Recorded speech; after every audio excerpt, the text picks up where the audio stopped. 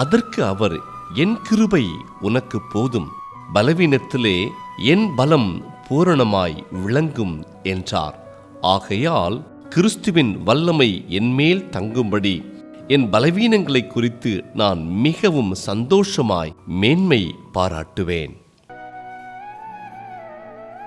உங்களிடம் உள்ள குறைகள் மற்றும் பலவீனங்களை கண்டு உங்கள் சமாதானத்தை கெடுத்துக் கொள்ளாதீர்கள். ஏனெனில் நீங்கள் எல்லாம் செய்யக்கூடிய நிறைய உள்ளவர்கள் என்பதனால் அல்ல, தேவனுடைய அன்பும் கிருபையுமே உங்களை பெயர் சொல்லி அழைத்திருக்கிறது. அன்பின் பரலோக தகப்பனே, என்னிடம் உள்ள குறைகளையும் இயலாமையையும் கண்டு பல வேளைகளில் என் மீது எனக்கே வெறுப்பு ஏற்படுகின்ற சூழ்நிலையிலும் உம்முடைய அன்போ மாறாததாயிருப்பதற்காய் உமக்கு நன்றி.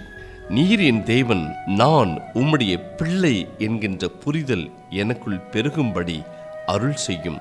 இந்த நாளின் எல்லா சூழ்நிலையிலும் உம்முடைய சமூகம் என் முன் செல்வதாக இயேசுவின் மூலம் செபிக்கிறோம் பிதாவே. ஆமென்.